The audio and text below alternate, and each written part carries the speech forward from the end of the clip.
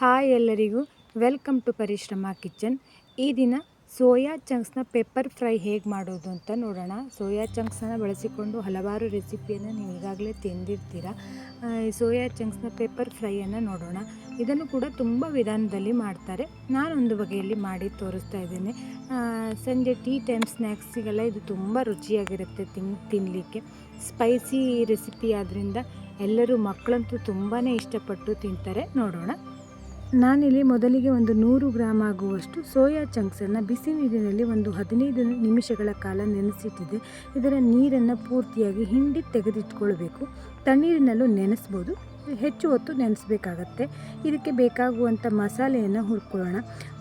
ಒಂದು ಬಾಣಲೆಗೆ 1 ಚಮಚ ಜೀರಿಗೆ, ಅರ್ಧ ಚಮಚ ಪೆಪ್ಪರ್ ಅಂದರೆ ಮೆಣಸಿನಕಾಳು, 1 ಚಮಚ ಬಡೆ ಸೊಪ್ಪು ಅಂದರೆ ಸೋಂಪು ಅಂತ ಹೇಳ್ತಾರಲ್ಲ, ಇವೆಲ್ಲವನ್ನು ಹಾಕಿ ಎಣ್ಣೆಯನ್ನು ಹಾಕದೆ ಹಾಗೆ ಡ್ರೈ ಆಗಿ 2 ನಿಮಿಷಗಳ ಕಾಲ ಹುರ್ಕೊಳ್ಬೇಕು ಚೆನ್ನಾಗಿ.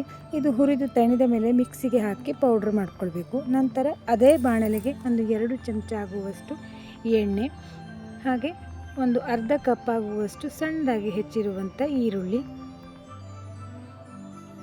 ಹಾಗೆ ಸಣ್ಣದಾಗಿ ಹೆಚ್ಚಿರುವಂಥ ಒಂದು ಅರ್ಧ ಕಪ್ ಆಗುವಷ್ಟು ಟೊಮೆಟೊ, ಇವೆಲ್ಲವನ್ನು ಚೆನ್ನಾಗಿ ಎಣ್ಣೆಯೊಳಗಡೆ ಬಾಡಿಸ್ಕೊಳ್ಬೇಕು. ನೋಡಿ, ಈ ರೀತಿಯಲ್ಲಿ ಸಾಫ್ಟ್ ಆಗಬೇಕು.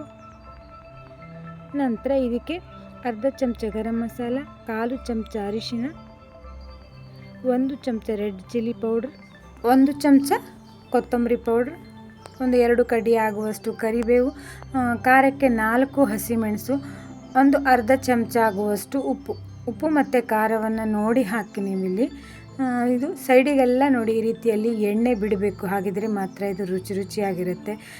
ಸ್ವಲ್ಪ ದಪ್ಪ ಬರಲಿ, ಗ್ರೇವಿ ಥರ ಆಗಲಿ ಅಂತ ಇದಕ್ಕೆ ಒಂದು 2 ಚಮಚ ಆಗುವಷ್ಟು ಕಾರ್ನ್ಫ್ಲೋರನ್ನು ನೀರಿನಲ್ಲಿ ಮಿಕ್ಸ್ ಮಾಡಿ ಹಾಕ್ತಾ ಇದ್ದೇನೆ. ನಂತರ ಇಲ್ಲಿ ನಾವು ಮುಂಚೆನೇ ನೆನೆಸಿಟ್ಟಿರುವಂಥ ಈ ಸೋಯಾ ಚಂಕ್ಸನ್ನು ಕೂಡ ಅದರೊಟ್ಟಿಗೆ ಸೇರಿಸಿ ಒಂದು 5 ನಿಮಿಷಗಳ ಕಾಲ ಈ ರೀತಿ ಅದನ್ನು ಬೇಯಿಸ್ಕೊಳ್ಬೇಕು.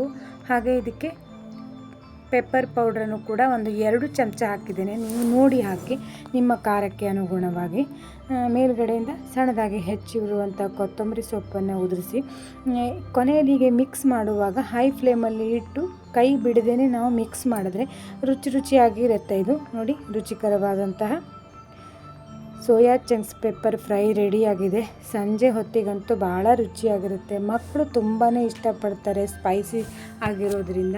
ಖಂಡಿತ ಒಮ್ಮೆ ನೀವು ಮನೆಯಲ್ಲಿ ಟ್ರೈ ಮಾಡಿ ನೋಡ್ಬೋದು, ತುಂಬಾ ಸುಲಭ ಮಾಡಲಿಕ್ಕೆ. ಹಾಗೆ ನನ್ನ ಪರಿಶ್ರಮ ಕಿಚನ್ ಚಾನಲ್ ಒಳಗಡೆ ತುಂಬ ರೆಸಿಪಿಯನ್ನು ಮಾಡಿ ಹಾಕಿದ್ದೇನೆ. ನೀವು ಒಮ್ಮೆ ಹೋಗಿ ನೋಡಿ, ಯಾವುದಾದ್ರೂ ನಿಮಗೆ ಇಷ್ಟ ಆಗ್ಬೋದು. ಇಷ್ಟ ಆಯಿತು ಅಂದರೆ ಮನೆಯಲ್ಲಿ ಟ್ರೈ ಮಾಡಿ. ಧನ್ಯವಾದಗಳು.